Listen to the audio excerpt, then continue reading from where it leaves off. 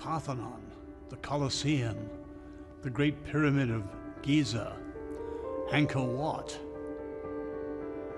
All the great civilizations in the past can only be found in three places. They're in ruins, they're in museums, or they're in history books. Great though they were, they rose and they declined and they fell. In other words, there was what historians call a civilizational moment. Something inspired them and made them the greatness that they were. But at a certain moment in the course of their history, they lost touch with the inspiration and the dynamism that made them what they were. And when that moment came, there are only three broad options: renewal of the inspiration, replacement of the inspiration, or decline. I do think our civilization is at such a tipping point. And I think our options are very limited, but I think we can already see that the alternative fuels that we've tried to put into the great engines of democracy have failed.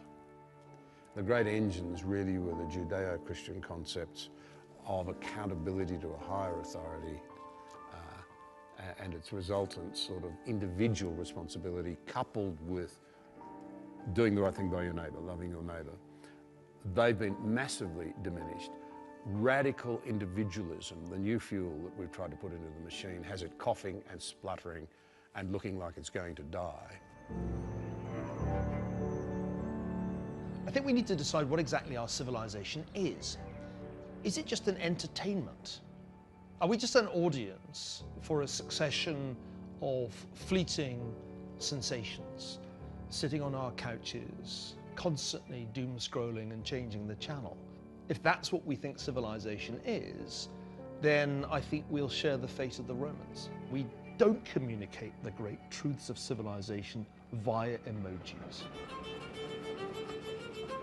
The West has repudiated the inspiration and the dynamic by which it arose. And many of its greatest ideas, such as human dignity, come from the Bible, the book that made the West.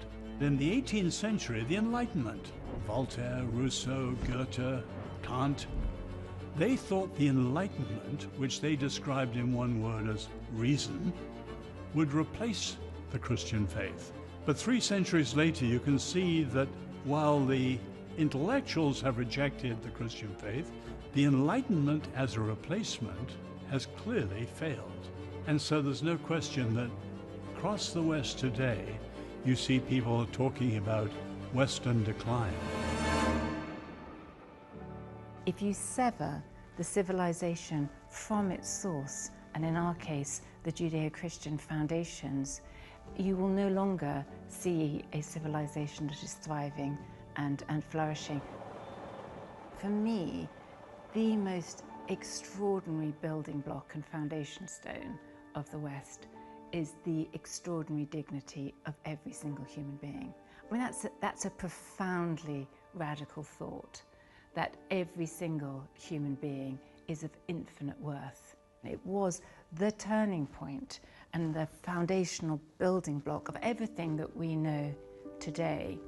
But then laid over that were the principles of freedom of conscience, freedom of speech, freedom to assemble, freedom to own property. These were the foundational freedoms alongside rule of law, democracy, and we kind of have taken these things for granted. I do think our civilization is at a tipping point. So the choices are quite binary, quite frankly.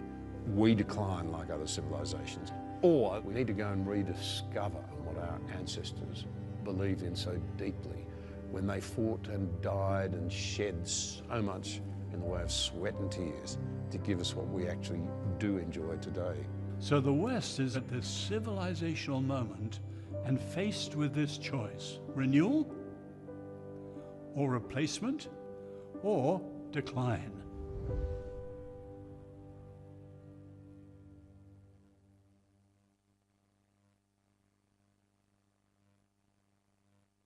Ladies and gentlemen, please welcome Douglas Murray.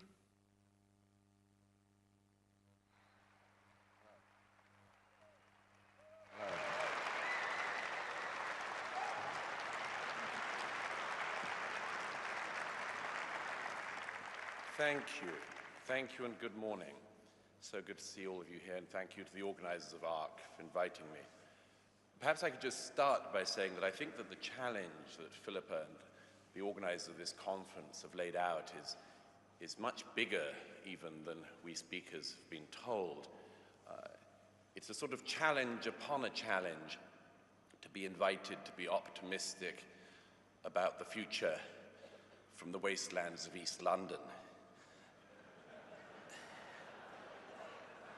And I'd like to tell all foreign visitors to this conference that if you go just a few miles from this conference center, you'll find a most charming and historical city with many landmarks worth seeing.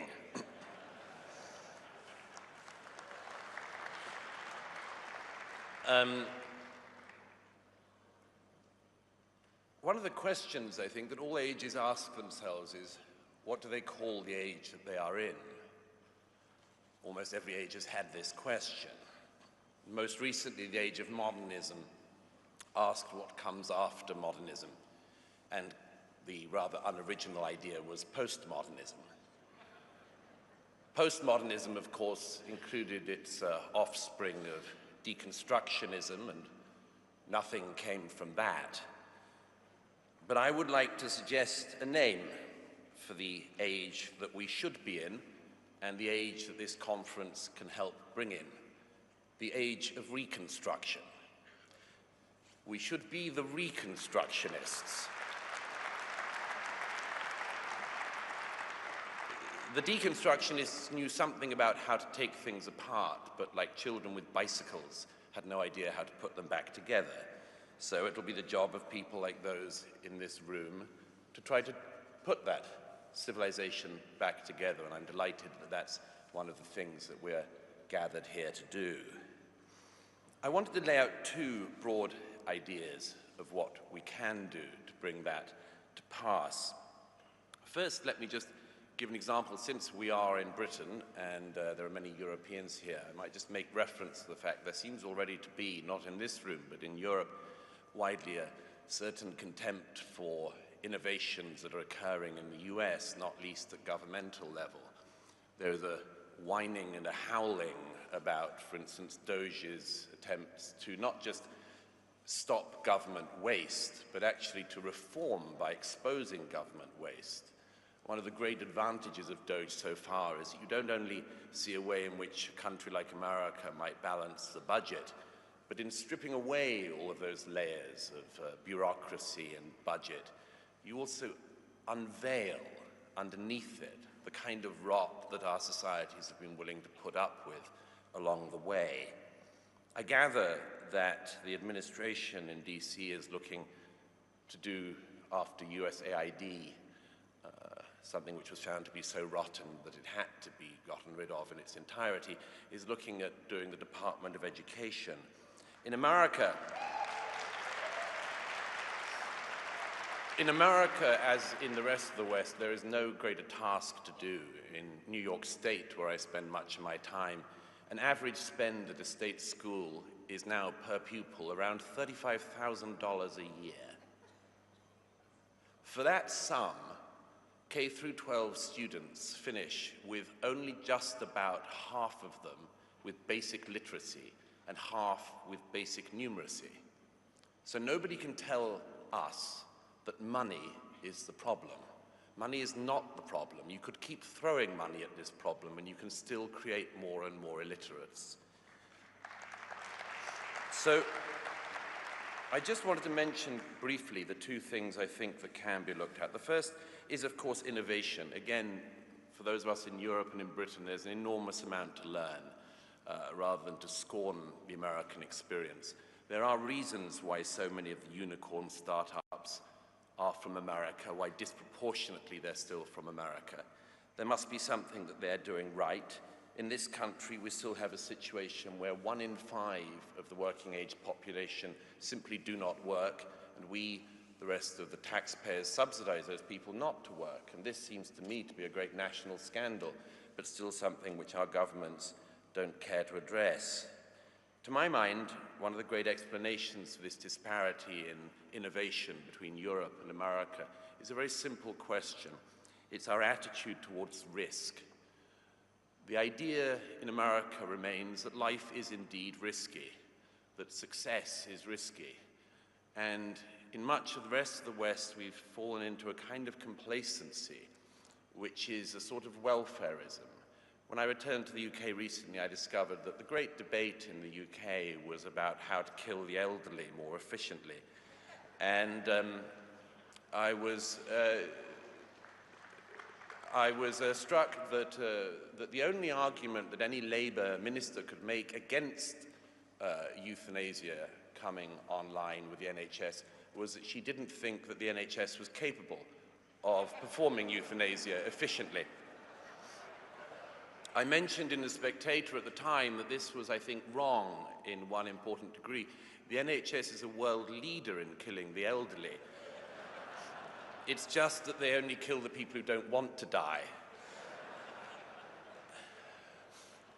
The NHS, to which endless governments in this country pour money, is always told to us to be the envy of the world, and yet, of course, none of us can find a GP appointment. But I wanted to mention one other main thing, and to do so I just want to reflect on something that's been much on my mind in the last couple of years.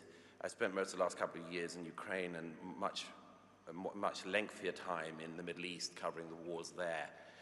And when I returned to the UK in December, I bumped into a politician friend from Westminster and I was extolling the virtues of the IDF, with whom I've been embedded for much of the last year in Gaza and Lebanon and elsewhere. And she said to me, isn't it remarkable that extraordinary events throw up these extraordinary people? I was singing the praises of the amazing young men and women of the IDF as they battle the death cults of Hamas and Hezbollah.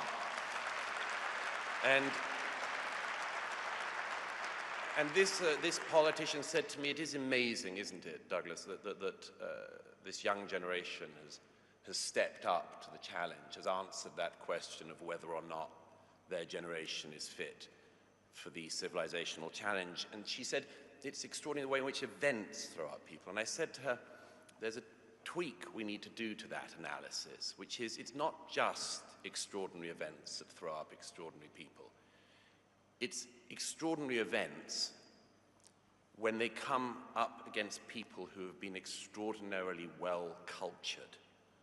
And what I mean by that is that it's not enough that a civilization or a generation comes across a defining moment. It is that when that happens, you know what you're fighting for. It is that you know you're fighting for your faith, for your family, for your people, for your tradition, for your way of life, and very much more.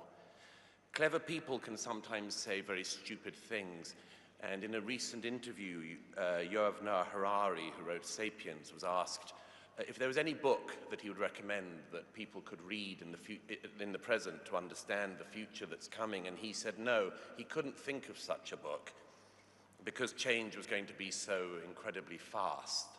And I said a couple of days later at an event in Jerusalem, that's flat out wrong. Change has always happened. And if you want a book to guide you, how about having the book that guided your forebears? Now, to do that, you have to come to the second thing I wanted to mention this morning that you need for civilizational renewal. And that's the ability to look back. To look back. We've wasted so much time in recent years. We've wasted so much time. People have made us move at such a retarded speed. We've had years of talking about the most basic things that our species knew, men and women, what are they? Come on. Who had time for this? Who has... And the problem is that there is a cost to this. There has been a civilizational cost to be made to go at the speed of the slowest kids in the class. Now, one response to the era of mass migration that I've written a great amount has been what I've described as the deculturation of our societies. The idea that in order to welcome people into our societies, we effectively have to pretend that we are uninteresting places, unimportant places until migration makes us interesting. And I just wanted to mention an analogy here, which my friend Eric Weinstein, who's come in today from LA, gave me this idea a while ago. He said, as a boy, he had the impression that ice cream was something whose base flavor was vanilla, and all other flavors were added on top of vanilla. And he said it was only at some point in his youth that he discovered that vanilla itself is a flavor, and a very complex flavor. Now, we in the West have created an extraordinarily complex and rich flavor, and we have spent recent years pretending that we have no flavor, or that flavor is something that only other people bring to us. And this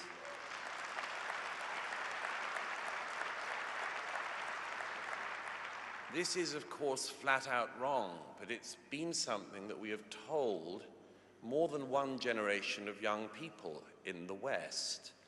We've told them that we don't really have anything very great, or if we do, we oughtn't to talk about it too much. And I believe that that is flat out wrong, because what we have in cities like that, just a little way up the road, and in the cities of Europe and the West, are the greatest civilization that the world has known. And we have the choice. We have the choice either to live in the wastelands or to rebuild them.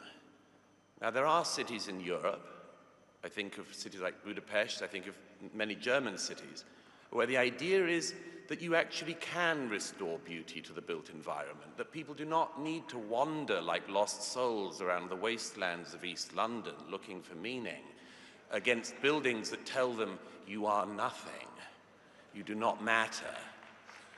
We have the opportunity to restore, not just in the built environment, but in the educational environment, to make sure that when we talk about our culture, we don't just talk about it, but we also do it. For people to realize that our culture is not just something they revere, but something that young people can add to understand the conversation, the poetry of mankind, to understand that just because Mozart is great does not mean you cannot build on Mozart, that just because the great buildings are great does not mean you cannot add to them.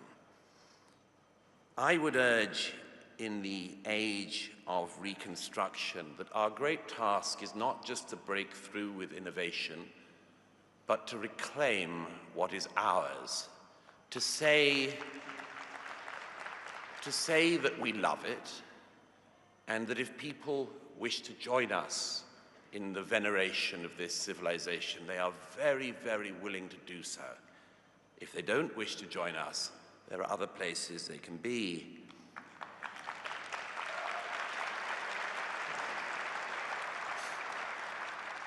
Everybody knows that those of us who revere T.S. Eliot revere him in part because he told us, and indeed tells us still, that a civilization can be reclaimed even at the 11th hour. But even in this hall, I would say that there is another possibility as well, which other philosophers, Strauss and others, also give us, which is the possibility that civilization can also be reclaimed even at the 13th hour, even in the most inauspicious circumstances, and most importantly today, from the most inauspicious of locations. Thank you.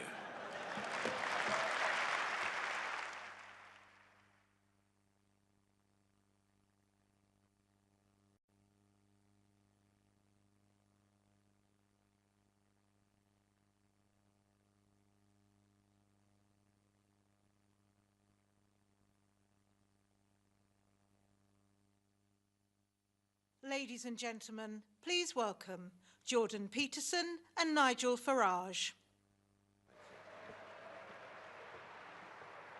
Very good. Ah, excellent.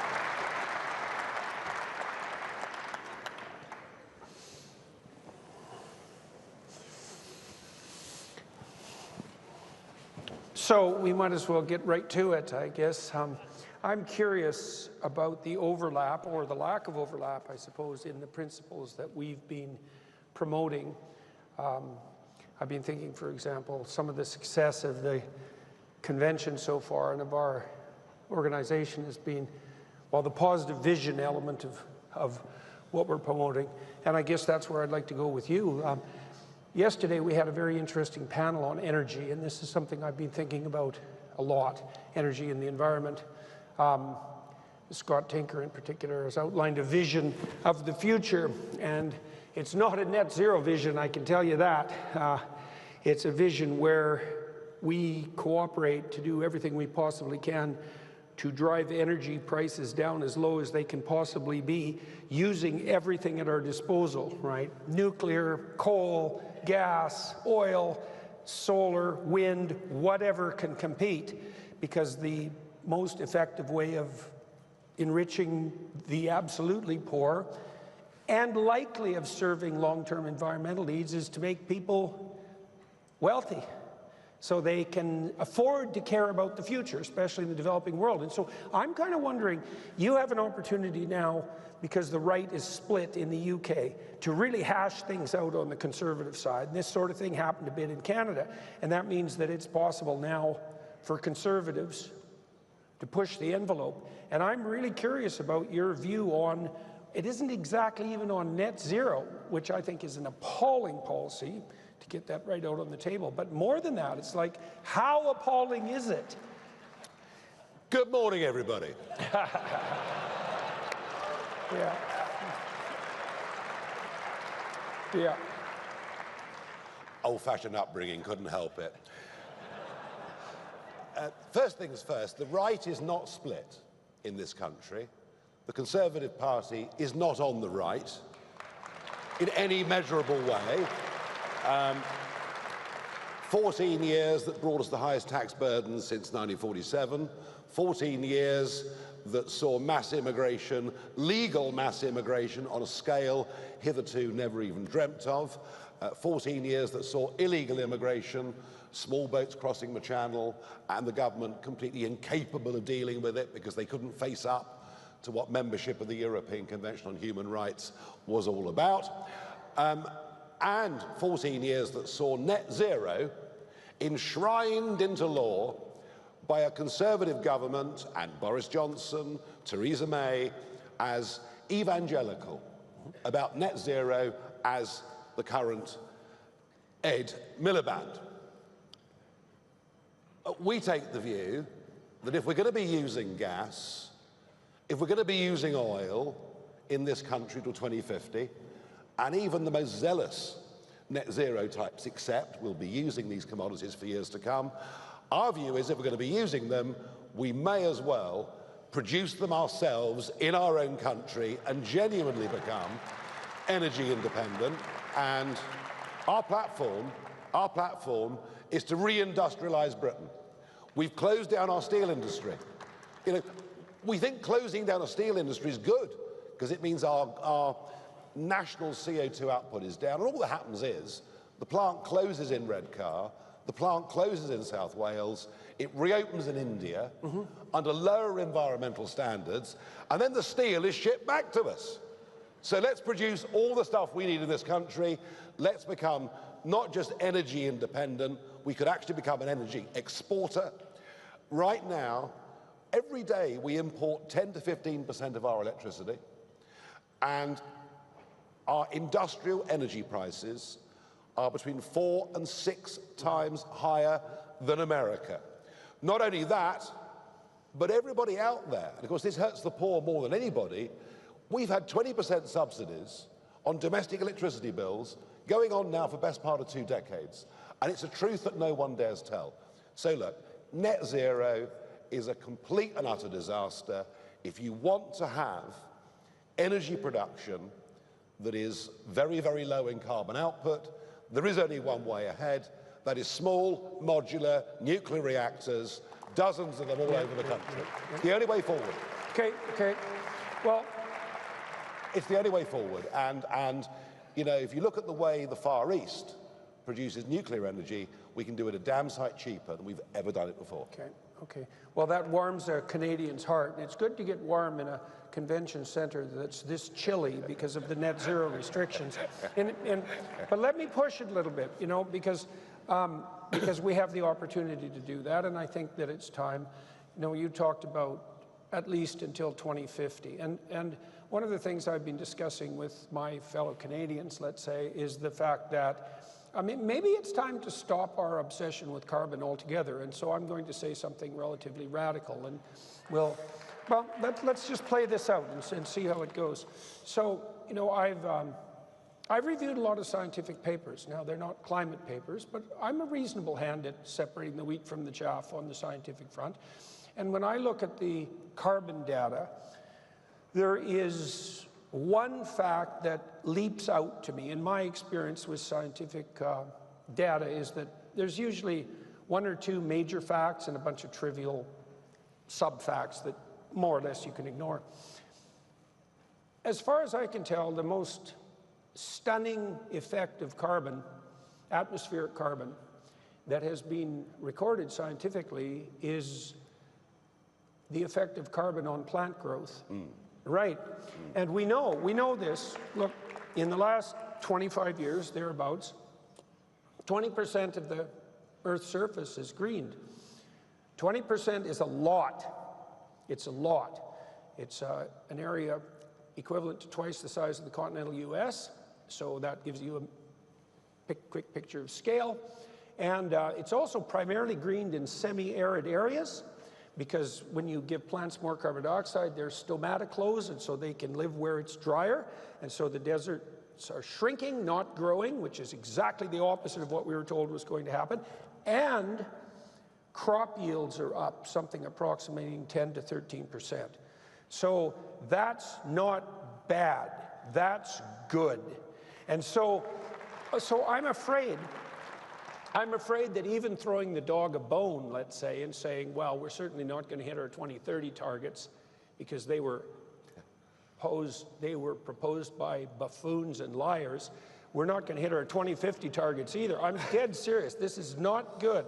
And so I'm curious about how far this needs to be taken. I have because I also think, conceivably, that the environmentalist climate scam was really an offshoot of the Club of Rome Malthusian stupidity that is predicated on the presumption that resources are finite and that there's far too many people on the planet, and there's a terrible anti-human motivation lurking underneath all of that that's pessimistic and brutal and genocidal in its fundamental ethos. And I think it's kind of time for people who would like energy to be inexpensive and reliable and there for the poor to just end it. It's like no more carbon apocalypse mongering and terrorizing. And so I guess I'm wondering what you think about that. Well, the one thing that drives me absolutely posse is when I hear that carbon dioxide is a pollutant. That's what they tell us. That clearly is absolutely nuts. Now, there are times in our past when CO2 in the atmosphere has been much, much higher than it is today, and that's before people drove 4x4 Chelsea tractors. And I remember having this debate about 20 years ago. There was a man called Sir Patrick Moore. Yes. Very famous scientist, The Sky at Night, great character, very respected man. And I said to him about 20 years ago, I said, Patrick, what do you think about man's impact on the environment through CO2? He said, well, it's impossible to think man doesn't have some sort of impact. He said, but when it comes to carbon dioxide levels and when it comes to warming and cooling, he said, let me assure you that sunspot activity and underwater volcanic activity will always have a bigger impact on the environment than man himself ever can, and I very much stuck to that view. So I'm not a scientist. I can't tell you whether CO2 is leading to warming or not, but there are so many other massive factors. And Jordan, I was told that of all the CO2 that's produced every year in the world, only 3 to 5% of it is produced by mankind. So we do, as you rightly say, need to get this debate into a sense of perspective. And I sometimes think that the carbon dioxide hysteria has actually blinded us to other environmental disasters that are going on, such as the rape of our oceans and many other things. I'm an environmentalist in the old school sense and definition of that term. A bit more common sense, that's what we need. Okay. All right, so I'm going to harass you about one other issue too. I think we'll focus on 2 out of our 5 platforms. So the principle that we've founded ourselves on that actually produced the most internal dissent in our organization was our family policy. Now, I spent a fair bit of time speaking with authorities in Hungary about their family policy. Hungary spends a substantial amount of their GDP on family policy. It's 7%. They were concerned about a variety of issues, high rate of abortion, high rate of divorce, low rate of female participation in the workforce, which is kind of a strange addition to that group, but that was still a concern, and extremely low birth rate. And so they made it a priority to address those, and they've had some success reducing abortion, which is still legal in Hungary, substantively, reducing the divorce rate, flattening the decline in the birth rate. They haven't managed to pop it up again. Only Israel has managed that, by the way, and it's not exactly obvious why. And we argued this out amongst the ARC members, and our consensus by the end was that the core of civilization as such, and the Western civilization that we're attempting to reinvigorate, let's say, is, first of all, a circle of tolerance, okay? So we'll make that the a priori axiom, but then a commitment to long-term, stable, married, monogamous, heterosexual, child-centered marriages. And so now that's a fairly restrictive ideal. You know, ideals are restrictive. And, you know, we're all cognizant of the fact that within our own families, for example, 40% of our siblings, let's say, are likely to be divorced, that there's no shortage of single mothers, that homosexuality and homosexual couples exist, and that there's going to be deviations from the norm. But I'm curious, again, like in your view, you know, you could make the case that that stable, committed monogamy, heterosexual, child-centered monogamy, is the kind of long-term commitment to community, to sacrifice, and to future that's the fundamental unit of civilized society. And so I'm curious, Mike, what do you think about that? Well, I may not necessarily be the best advocate for monogamous heterosexuality or stable marriage, yep, having been divorced twice. But do I think family matters? Jordan, on the 3rd of June last year, as I was coming into London by car to go back into politics, you know, having left it a few years before, my ambition was to get the United Kingdom to be a self-governing, independent nation. And for many, many years, I was pretty much on my own, fighting that battle. The day we left the European Union, I thought, right, I've done my job. And that day on the 3rd of June, when I was coming back, thinking, well, you know, this really rather comfortable, lovely life I've got is about to disappear, I thought, why am I doing it? And I came up with 3 words: family, community, and country. They're the things that matter to me above absolutely everything. And I have tried, in difficult circumstances, I've tried to make sure with both ex-wives that our children have had as stable an upbringing, given the circumstances, as they can possibly have. I think part of this, and this is important, about who we are as a country and who the West is, we've kind of forgotten that what underpins everything is our Judeo-Christian culture. And that's where we need to start. That's where we need to start. And if we recognize that, and if we value that, then I think everything comes from that. So yes, of course, family matters enormously. Of course, we need higher birth rates. But we're not going to get higher birth rates in this country until we can get some sense of optimism. And we need a complete 180 shift in attitudes. We've got to start telling young kids that hard work is good, that success is good, that there are no shortcuts in life, that making money is good. And what I see is we sort of disincentivize young people, and to think that another 1 million young people since the start of the pandemic are on disability benefits because they're suffering from depression and the doctors sign them off. We need some very, very big cultural changes. We've got to get that spirit, that sense of optimism back in the country. We had it in the late 1980s. We actually had it through much of the 1990s. That's what we have to recapture. And frankly, being led as we are I mean, God, doesn't Rachel Reeves just make you want to reach for the cry tissues? I mean, it's all so miserable. It's all so declinist. Frankly, the Conservatives have been no better. We need a change of attitude in Britain. And if we get that right, people will have more kids. Yeah. All right. Well, that was short and sweet, and there's obviously many other issues that we could discuss, and no doubt will, but I would like to thank you very much for coming and talking to us today and to letting me harass you about these issues. It's fine. very good to talk to you, sir. Thank you, George. Yeah, good luck. Thank you, everybody.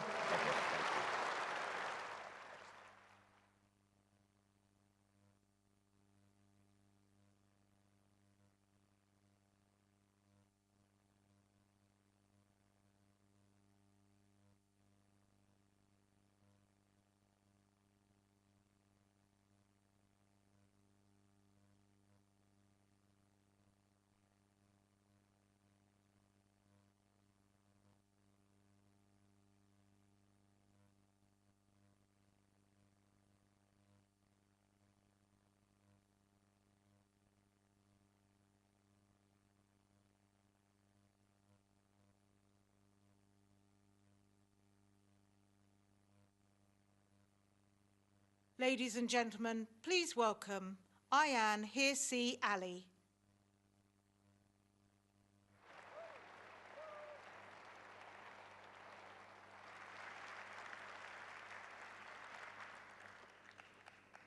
Good morning, ladies and gentlemen. It's wonderful to be back with you, those of you who were here last year, 1,500 strong. And welcome to those of you who are attending this conference for the first time. This year, it's 4,150.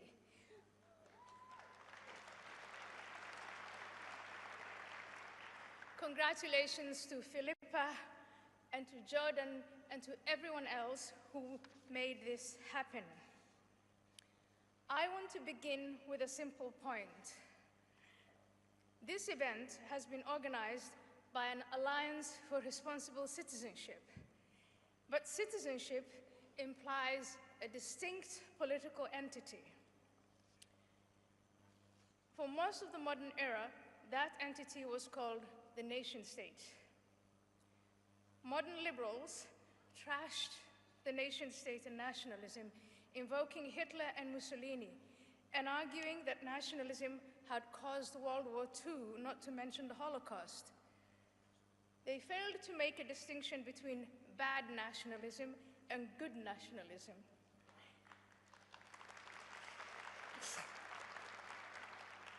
They also underplayed the role of socialism, collectivism, as well as racial theories of fascism. The old liberals of the 19th century had passionately believed in the nation-state and saw it as indispensable for responsible citizenship. The modern liberals disagreed. Who are these modern liberals I'm referring to?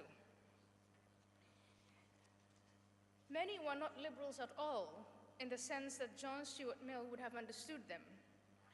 Some were really social democrats, well to the left of true liberalism. Some were tenured intellectuals who transformed the modern university into a place for brainwashing young minds into hating their national identity and history. Some were the editors in charge of legacy media whose focus in the past 50 years seems to have been to undermine the national institutions. Some worked as activists within the web of think tanks and NGOs. And finally, some ran the administrative state, the bloated bureaucracy that has come to see itself as the benign guardian against fascism while routinely suppressing liberty.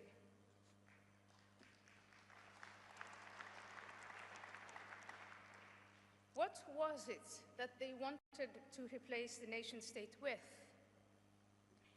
The radical pursuit of heterogeneity in the name of multiculturalism and diversity, international and supranational entities designed to transcend or sidestep the nation-state, such as the United Nations or the European Union. Some even dreamt of world government, the globalists. There were other alternatives to the nation-state too. For example, Islamists argued and continue to do so that the caliphate should be restored and Sharia law imposed. But these visions of a post-national world are delusional. The international and supranational bodies turned out to be dysfunctional, tyrannical rule of bureaucracy, and wasteful, chronically prone to fraud and abuse. The experiment, based on the bogus theory of multiculturalism, prone to bring about heterogeneous societies in Europe, has in large measure failed.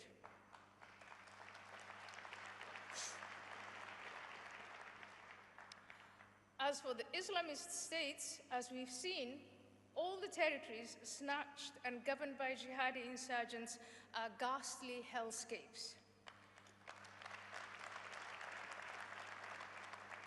The only habitat worse than a Hobbesian state was the Islamic State, where life was even nastier, more brutal, and shorter. So part of my message to you today is simple. Stop the post-national experiment.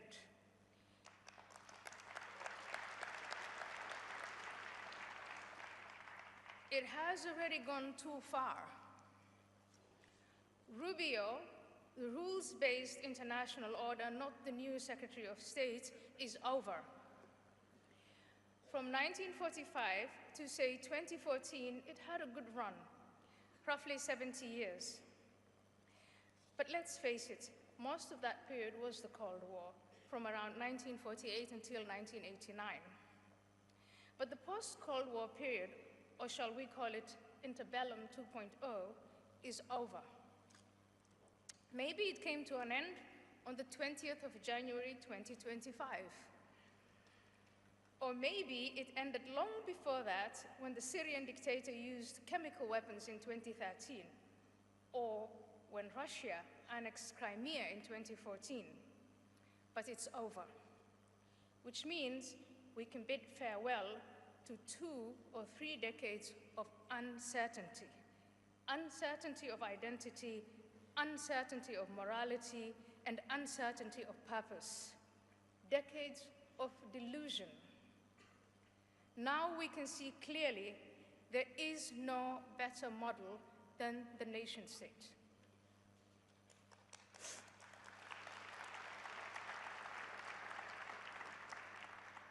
The good news is that the proponents of a post-national global order are cast out into the political wilderness in America. The Democratic Party today cannot adopt the "let's sit this one out until 2028 and everything will be okay" posture of 2016. They have, number one, no clear leadership to help the party navigate its way out of the mess they have put themselves in. All the clever Democrats are now serving in or supporting the Trump administration.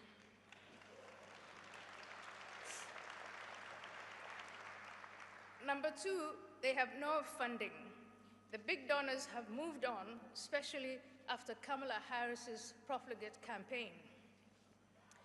Number three, they have no media monopoly. And it's not only X, formerly Twitter. There is a forest of new media, and most of that is right of center and beyond. Number four, they have no control of government, especially through the bureaucracy and intelligence communities. In fact, all DEI hires are being actively dodged from various agencies.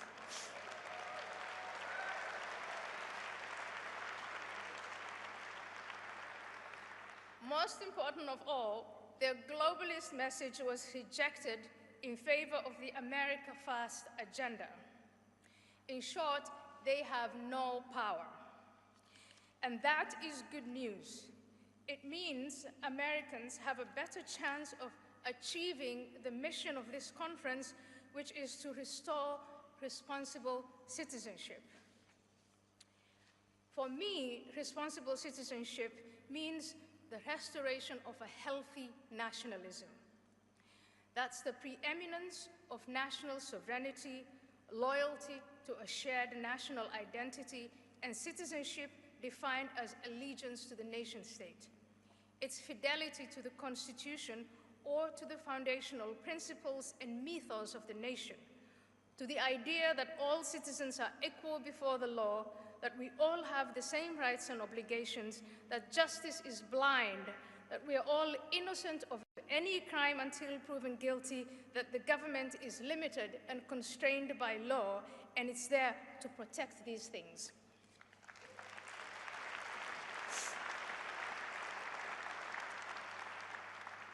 But I have one more point to add, and it's the most important point of all. The nation state also needs Christian morality, or in the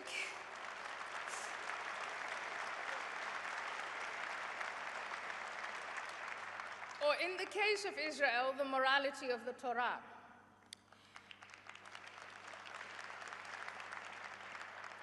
In Europe, Christianity remains, despite decades of secularization, the crucial operating system of society. Without it, the apps don't work. When I came to Europe in 1992, fleeing a forced marriage that was part of a failed clan system, this was the type of nation state that I found: wealthy, peaceful, stable, and optimistic, but still rooted in the Calvinist and Catholic traditions.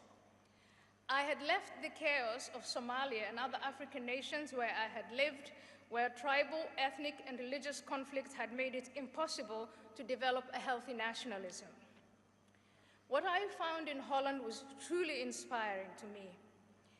I found the same inspiration when I first went to the United States. But in the past 16 or so years, I have seen on both sides of the Atlantic a sustained effort to drive Christianity to the margins of our society. I believe this gamble on secularism will go terribly wrong. It already has. Every successful nation has to be based on more than a constitution and a body of law. There must be transcendental stories that unites citizens to an ethical as well as legal code. For the West, that was the Judeo-Christian story of the Bible. The biblical understanding of human sinfulness inspired the concept of limited state power or rule of law, emphasizing checks and balances to prevent tyranny, Isaiah 33:22. Governments are seen as instruments to maintain order and justice, but not as ultimate authorities. The belief that all humans are created in God's image, Genesis 1:27, underpins ideas of equal worth, human rights, and dignity for all individuals, including the poor and the neglected.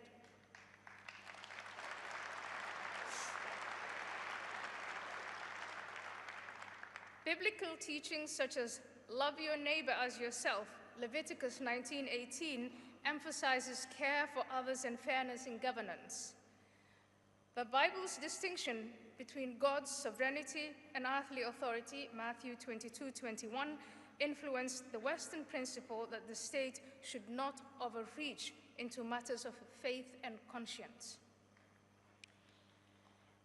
Biblical ethics stress that rulers and citizens are accountable to a higher moral law, ensuring that government acts justly and protects the vulnerable, Romans 13:3-4. These principles collectively shaped Western values like democracy, human rights, and constitutional government. That is why my message to you today, and the message of Courage.media, is to stress that responsible citizenship in the West is inseparable from Christian morality.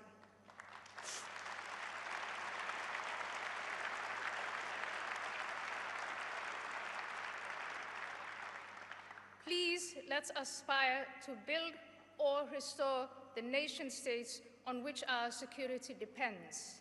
And let's ensure that they run as they used to on that Christian operating system without which we can have no moral compass. Thank you.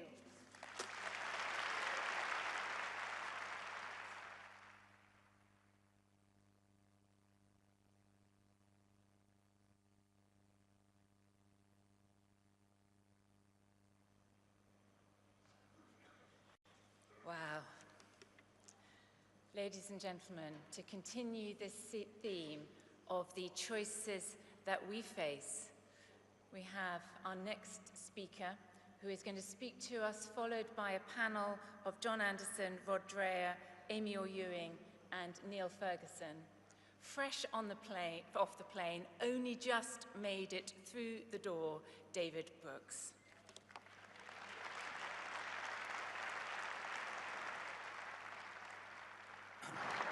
So I have a confession to make. I'm a member of the educated elite. My parents were historians of Victorian England. Our turtles, when I was growing up, were named Disraeli and Gladstone. The culture in our home was think Yiddish, act British. Very stiff upper lip, we showed no emotion. And then when I was 7, I read a book called Paddington the Bear and decided I wanted to become a writer. And that was central to my identity ever since. In high school, which you call like fourth form or something like that, I wanted to date a woman named Bernice, and she didn't want to date me. She dated some other guy. And I remember thinking, what is she thinking? I write way better than that guy. And so those were my values. And then when I was 18, the admissions officers at Columbia, Wesleyan, and Brown universities decided I should go to the University of Chicago. And some of you may know the saying about Chicago, it's where fun goes to die. My favorite saying about Chicago, it's a Baptist school where atheist professors teach Jewish students St. Thomas Aquinas. And so it's very educated elite. And I fit right in. I had a double major at Chicago in history and celibacy while I was there. And then after school, I got a job where an educated elite person should get a job. I was hired to be the conservative columnist of the New York Times, a job I likened to being the chief rabbi at Mecca. Not a lot of company there. And then I got a job on PBS, which is our PBS NewsHour, which is our version of Newsnight. And again, educated elite. We have a wonderful audience, somewhat seasoned. And so if a 93-year-old lady comes up to me at the airport, I know what she's going to say. I don't watch your program, but my mother loves it. And so we members of the educated elite did some good things. We created the internet brunch and mocktails. You're welcome. We did some bad things. We designed a meritocracy designed around the skills we ourselves possess and rigged the game so we succeeded and everybody else failed. By age 12, American children of affluent kids are 4 grade levels above everybody else. By university age, rich kids are 77 times more likely to go to university or to Ivy League university than kids from poor schools. In adulthood, 54% of the people at elite workplaces went to the same 34 elite colleges. So we ended up creating a caste system. People with high school degrees die 9 years sooner than people with college degrees. People with high school degrees are 5 times more likely to have kids out of wedlock. People with high school degrees are 2.4 times more likely to say they have no friends. So we created a caste system, even though we pretend to be egalitarian. But the worst things we did were not material. America has a very strong economy. The worst things we did were spiritual. We privatized morality and destroyed the moral order. George Marsden is a great historian, who said, what gave Martin Luther King's rhetoric its power was the sense there's a moral order built into the universe. That if slavery is not wrong, nothing is wrong. If segregation is not wrong, nothing is wrong. We took that essential moral order that holds people together, and we decided it's up to you to find your own truth, find your own values. Back in 1955, a great American journalist named Walter Lippmann understood this was going to be a big problem. He said, if what is right and wrong depends on what each individual feels, then we are outside the bounds of civilization. And so, without a strong moral order, it's hard to have trust. It's hard to find your meaning in life. And so America, and I think Britain too, has become a sadder society. Rise in mental health, rise in suicide. 45% of high school students say they are persistently hopeless and despondent. Since 2000, the number of Americans without close personal friends is up by fourfold. Since 2000, the number of people who say they are in the lowest happiness category is up by 50%. We've just become sadder. The third thing the educated elite has done, and this may not please you, is we produced Donald Trump. Some people think Donald Trump is a populist. Donald Trump and Elon Musk went to the University of Pennsylvania and Ivy League school and became billionaires. J.D. Vance went to Yale. Pete Hegseth went to Princeton and Yale. Stephen Miller went to Duke. Fox News types like Laura Ingraham went to Dartmouth. And they represent the educated elite.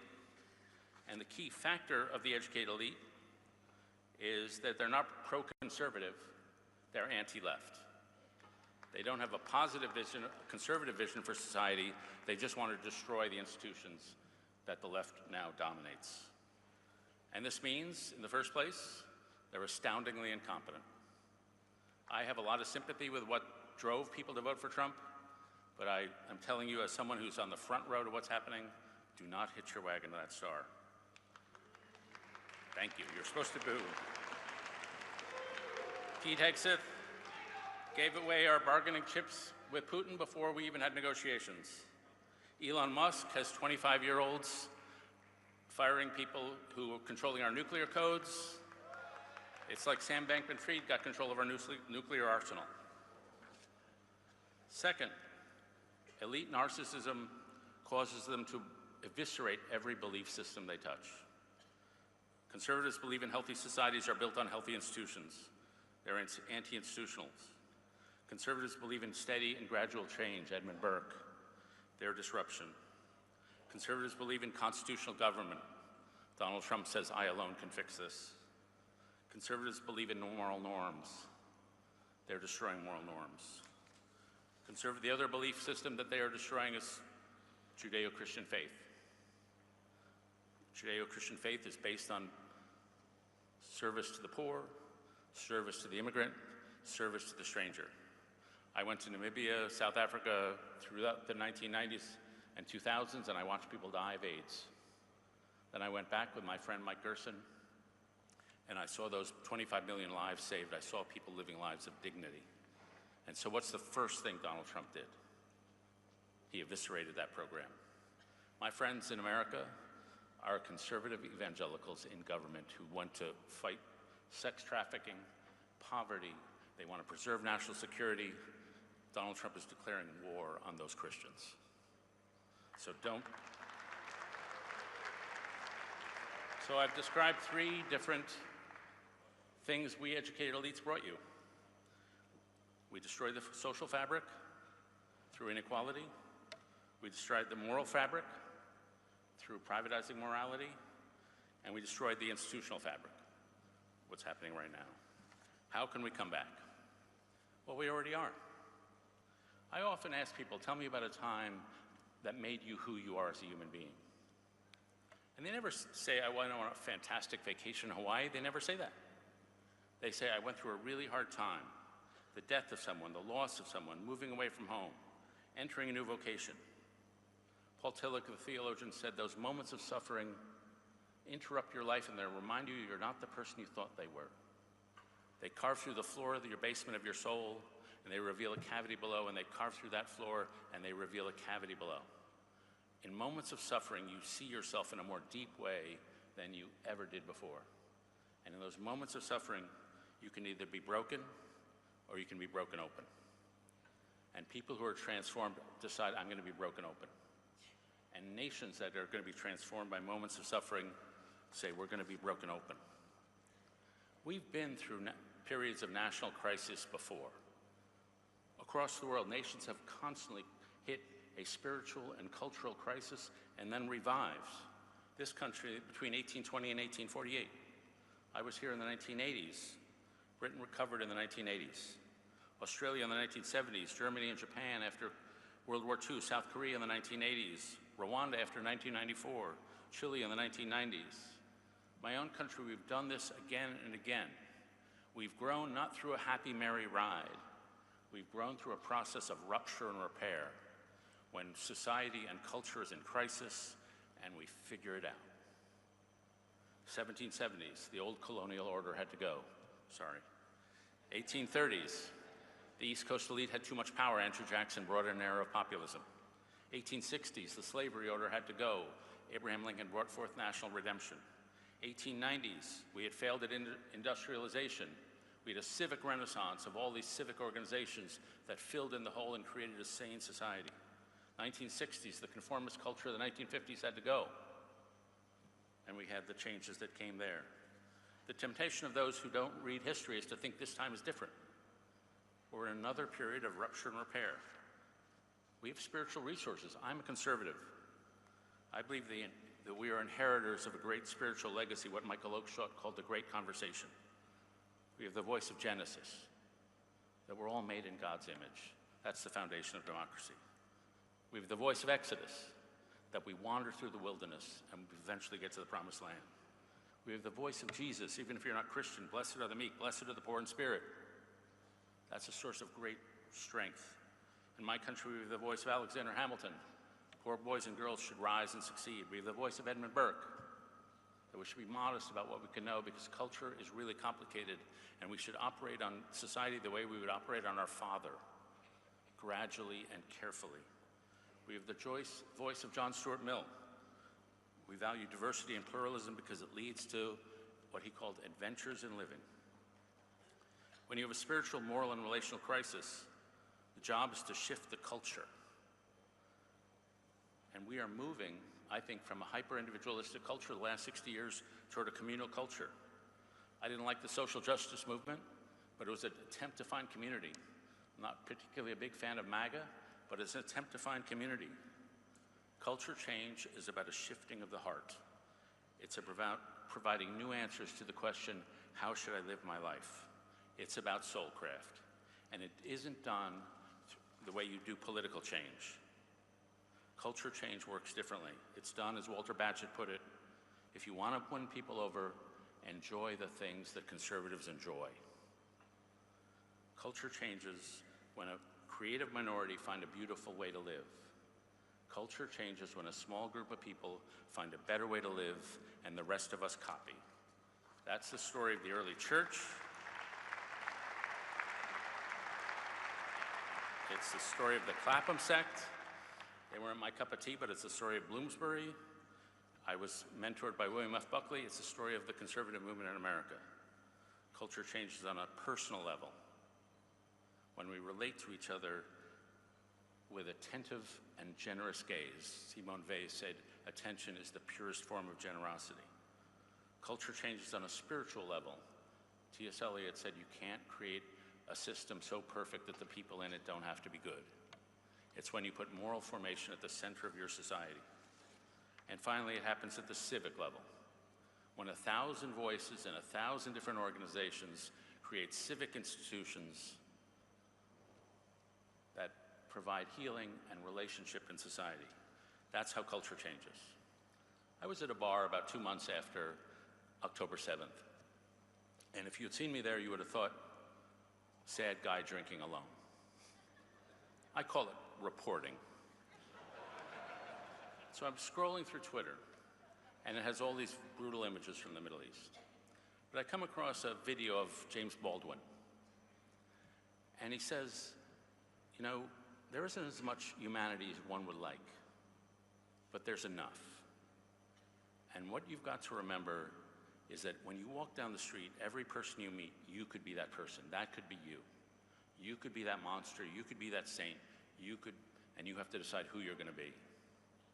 Now, James Baldwin was treated shabbily by my society because of his race and other things. But he had a right to be bitter. But even in that circumstance, he uttered the ultimate humanist statement. You could be that person could be you. And the phrase that rang in my head when I heard that was defiant humanism.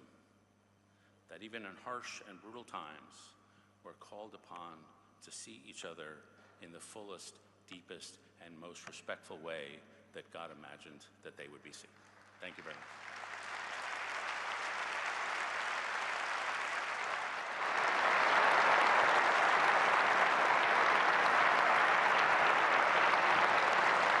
Now I'm going to bring out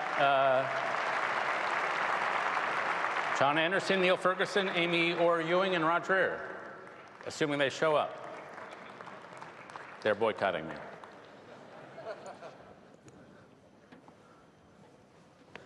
Okay, I will now ask myself questions. Oh, here they are.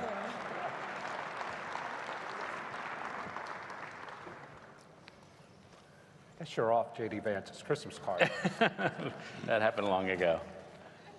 Neil, we're going to start with you. You're the historian of the bunch. Talk about national uplift, times countries have revived themselves, times offer us some hope. Well, David, I enjoyed your comments, and of course I'm obliged to say that I enjoyed my wife's comments even more. And my fellow Scotsman, Douglas Murray, was good too. And he's always brilliant. As I listened to these three outstanding speeches, which touched on morality, on God, on how culture changes, I kept reflecting on the role that war has played in the past, in causing national resurgences and national collapses. And your thoughts, your remarks, put me in mind of Tolstoy. Tolstoy's War and Peace is the story of ordinary people trying to live their private lives, and they have their private lives turned upside down by war. And that has been the experience of friends of mine in Israel. It has been the experience of friends of mine in Ukraine. But for most people in this auditorium, in this country, and in the United States, that's a very distant, remote experience. I have to think back to my grandfathers to understand what it's like for war to strike at the very heart of Britain. And you have the same. So a lot of what we talk about in these contexts is, from a historian's point of view, detached from the reality that it's very often the shock of war that brings about the biggest transformations, revivals or collapses of national culture. So that's the thing that sometimes gets left out of these conversations in the United States. You spoke semi-ironically, disparagingly about American elites. But American elites helped win World War II. It was American elites who built the capabilities that defeated the dark forces of National Socialism. And it was British elites who also contributed to that great victory in 1945. So let's remember, before we slag off the elites, that they played a key part in preserving Western civilization. I'll say one more thing. When I'm trying to educate my children, who are even further away than I am from that experience of conflict, of war and peace, I try to get them to read the literature that will inform them of that searing experience. And if you can't get them to read the literature, then at least get them to watch Rogue Heroes, SAS, one of the best television series I've seen in ages. And the spirit of David Sterling I find terribly uplifting. That spirit that created the special forces, the spirit that said, we're simply going to break the rules and get in behind the enemy lines and completely bugger up the way they fight this war. It's terribly inspiring to be reminded that we British, indeed we Scots, came up with the completely mad idea of the SAS. But that's the spirit, the real spirit of Western civilization that will never, I think, die as long as we remember that our civilization was built in the crucible of war. Okay. Amy, what are the spiritual resources we have that you see to tap into? I think we're living at a time of real spiritual thirst in the West. The studies suggest that Generation Z are much more likely to be spiritual and open to the idea of God than their parents. And I think the Judeo-Christian worldview has two really powerful and wonderful things to offer this generation that have sustained our civilization. The first we've talked about a lot at the conference, the idea of being created in the image of God. God within the Bible is not an idea. God is in actuality a person. And so to be created in the image of God is to have extraordinary dignity and value. And that, to a generation that have been raised being told your identity is, dependent on yourself, you have to generate it yourself, and your identity is defined by intersectional injustice, and then you're propelled by grievance into this world. What a contrast to view yourself and other human beings as sacred image bearers of a living God who we can have connection with. And I think the second most powerful idea is the idea of redemption, the possibility of grace and a second chance, the possibility of forgiveness. My grandparents came to this country in 1948, escaping Soviet occupation. They landed with my father and my aunt at RAF Northolt in the clothes they were standing up in. They had experienced the horrors of the Nazis and then of the Soviets.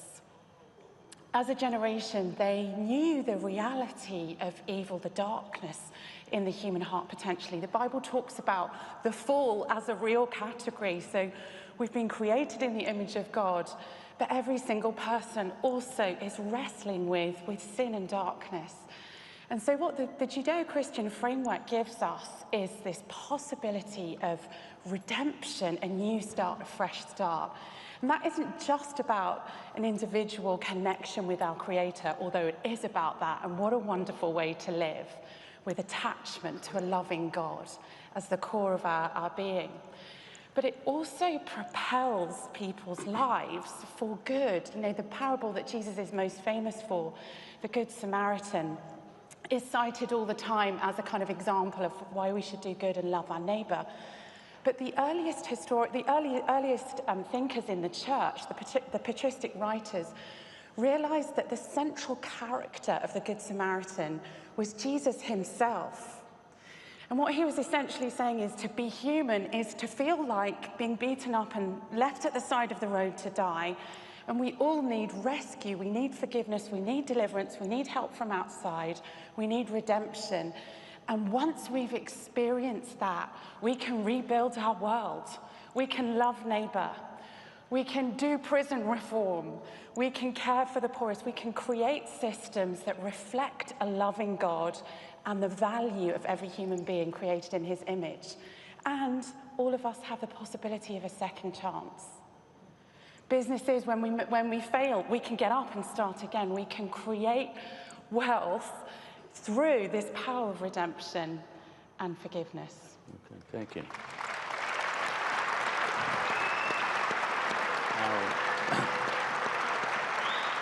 Rod and I have been friends for years. We disagree about Donald Trump. We disagree about J.D. Vance. We probably disagree about Viktor Orban. But yeah, I think the friendship we have is one of the ones I value because of that disagreement. Your books, going back to the Dante book, Benedict option, the current book on enchantment, they're part cultural critique, but really the things I found personally most valuable is spiritual uplift and a spiritual path. So if I could ask you to talk about that part of your work. Yeah, my work in recent years has been about trying to save civilization, broadly considered, but the meaning crisis is at the heart of of our civilizational struggle, and the meaning crisis is ultimately a religious crisis. And I don't believe that we can solve this problem by simply, returning to some past that is irrecoverable. And we can't solve it either by arranging our thoughts in the correct way. Marshall McLuhan said that there are two ways of perceiving things. Well, you have percept, which is truth that you perceive, and concept, which is what happens in the left brain. When religion becomes concept, it begins to die. Yeah. So I think the real challenge for us today in this dying civilization is to reconnect to our ancestral faith, Christianity or Judaism, and to do so in a visceral way, a direct way. One of the real prophets of our time is a psychiatrist named Ian McGilchrist. I've seen him around here today. And Dr. McGilchrist has a theory of culture based on brain hemispheres. He said that in the left hemisphere is the analytic side, the right hemisphere is, of course, the perceptive side. The problem with the West, he says, is that at the beginning of the modern age, we leaned very heavily into the left hemisphere because it gave us power. Someone yesterday quoted Yuval Noah Harari saying we exchanged meaning for power at the beginning of the modern period. And that has made us all rich and technologically advanced and all the good things. But Dr. McGilchrist says it has left us utterly bereft spiritually, creatively, and so forth. And we're not going to see recovery until and unless we achieve balance. So what I write about in Living in Wonder, my new book on re-enchantment, by re-enchantment, I don't mean sprinkling little Disney fairy dust somewhere and creating Disney World. I mean rather having establishing a visceral connection to transcendent values and ultimately to the living God. There are ways we can do that. We have done that in this civilization. And so, and there are practical things we can do too. I think of what Pope Benedict XVI said, that the best arguments for Christianity in this time are not the propositional arguments. That's made for an age of reason, but rather the art the church produces and the saints. By which he means you see these principles embodied materially in art, in music, things like that, and also in goodness, radical goodness, holiness of the saints. These things speak to the heart, and the heart can't deny them. And what they do, once you take this into your heart, it opens a mind up for the propositions. I think that we are not going to recover until and unless we become re-enchanted and seek a form of Christianity and indeed of Judaism that is more mystical, that valorizes this direct perception of the Holy Spirit, of holiness, and of transcendence. And I also think that this is where the Benedict option idea comes in. It is not, please God, about heading for the hills. There are no hills to head to. It is about forming small communities. They can be schools, they can be church communities, they can be any number of things where people who share a common faith practice spiritual disciplines together so that when they go out into the world, as we all must, unless we're called to the monastery, we can faithfully represent Jesus Christ and bring him and the gospel to the world. So I think, David, to conclude, that we are desperate for meaning, and that meaning is there. Our ancestors in the pre-modern period knew it, and my general idea is that if we can return to a pre-modern form of Christianity, what the Anglican theologian Hans Boersma calls the great tradition, then we have a chance of doing that. It's not going to happen overnight. This is not a quick fix, and it's certainly not something that can happen only by politics. Our old friend Viktor Orban once said that I can't give you meaning as a politician. I can give you things, meaning I can give subsidies, I can create laws that allow these other institutions to flourish.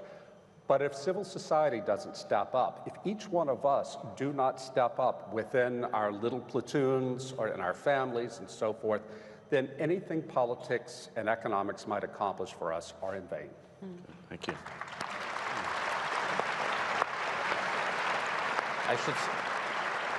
I should say I ordered Ian McGilchrist's new book, which is the 2-volume great big tomes from Amazon, and somebody stole volume 1 off my driveway, which shows the hunger for epistemology in Washington, D.C. And it probably strained his back carrying it away. John, Ron was just talking about the role politics can and cannot play. You, unlike the rest of us, have served in political office.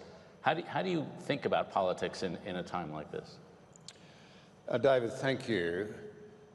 A couple of days before I came over, with my mind on higher things like ARC in London, and if I really got to go there in the dead of winter and put up with the jet lag and what have you, I absent-mindedly filled my farm ute, we'd call it in Australia, truck you'd call it in America, with the wrong fuel. You'll get the point straight away. I put diesel in a petrol vehicle. And as the vehicle, as I drove off down the road, started to absorb the wrong fuel, it started initially to, it still ran, but there was actually, as it happened, grey smoke going everywhere. It became less and less powerful and then died on the side of the road. And you think, well, this is very inconvenient, and I wonder what this is going to cost me, because I've probably done a lot of damage, etc., etc. How bad is it all going to be? The amazing thing was that we drained the dead fuel out of it, or the wrong fuel out of it, and refueled it with the right fuel. A lot of British engineering in that vehicle, so amazingly it started and ran perfectly. Now the point is, out of that we should not be overly despairing. The reality is that our forefathers have visited upon us the institutions of freedom, that just like that motor car, the engine was still there, the wheels were still there, the gearbox was still there, put the right fuel in it, it all started to work again. And as Neil has just said, of course we need elites. You've got to have elites. Someone's got to lead. Somebody's got to be highly enough educated to lead in the field of medicine. Somebody's got to be gifted enough to actually lead and inspire in the area of theology. Somebody's got to be good enough to inspire a nation. Think of Britain in the 30s, the Oxford Pledge. Under no circumstances will this House fight for king and country. Passed overwhelmingly. A few short years ago, under strong leadership, the young people of this nation were fighting for the very survival of everything that matters. It's a remarkable story. You've written about, well, lots of you have written about it probably. Those institutions can be resurrected with the right people. Point two. Have you noticed how many remarkable young people have come here to ARC in London?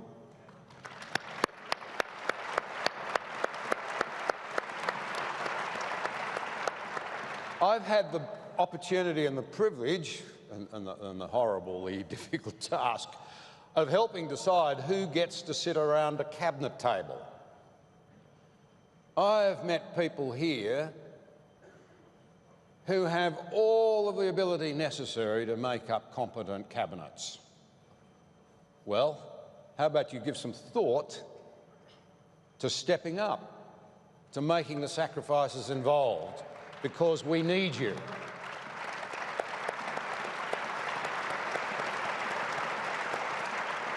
And I'm always deeply torn when a young person of real ability, plenty of them with no little ability, and I say, go away, it's not for you, real ability, who say, I'm interested in politics, I want to serve, because it's not fun.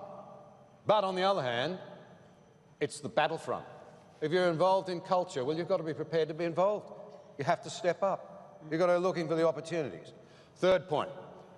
You've seen many wonderful examples of people who have gone out on a limb, who have displayed great courage, who have done deep thinking, and they've come here today. I mean, I don't want to be create a hierarchy here, but I thought what Ayaan Hirsi Ali has done in recent times has been remarkable. What an example. What an example of courage.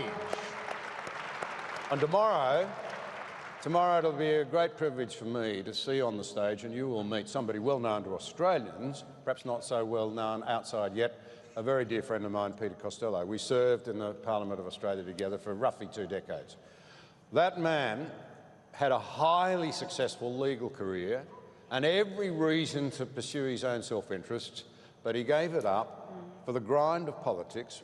He presided over 11 budgets in Australia where we managed completely to pay down all Commonwealth debt and leave a surplus in the bank.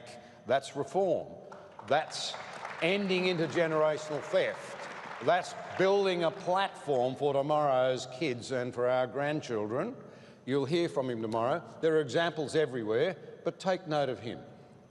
He didn't have to do it. but he did. And I'll just make 2 points about, because I served with him on what we called the Razor Gang for years. Woe betide anybody who walked through the room, any minister saying, I've got this great new program, and he'd say, this looks like rent-seeking to me, and the minister would say, no, it's not rent-seeking, and Peter would say, yes, it is, and for these reasons you're not getting it. But equally, justice and fairness, woe betide a minister who came in with a proposal for saving money that would have hit somebody genuinely in need. That distinction's terribly, terribly important. So let's not give up. The machine is still operable. The institutions of freedom that our grandparents gave us, with the right fuel, with the right elites, with the right people motivated by the right, if you like, spirituality, for want of a better word, we can recapture freedom. It's not too late. So you young people, be encouraged, but be challenged as well. Okay. Right. We're out of time. Neil, John, Amy, and Rod, thank you so much. Thanks, Dave.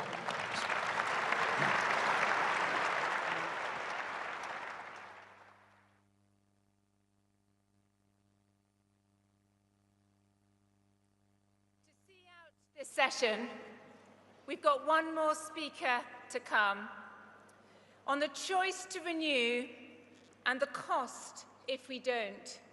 Os Guinness's clarity of thinking on this issue is remarkable. Please welcome him to the stage now.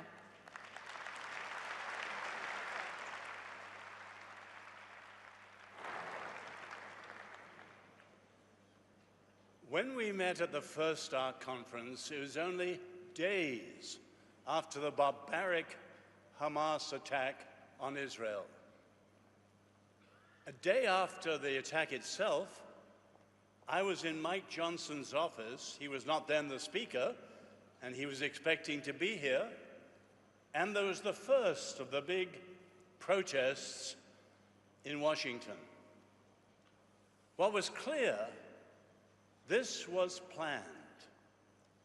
And of course, since then, we've seen the incredible convergence between radical Islamism, long planned by Hitler and the Grand Mufti of Jerusalem back in 1941, and radical Marxism in its cultural Marxist form, and the product of the 1967 call for a long march through the institutions.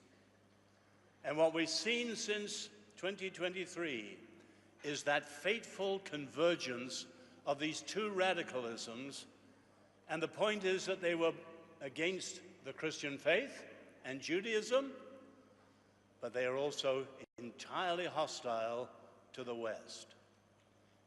In other words, the alternatives are within our gates.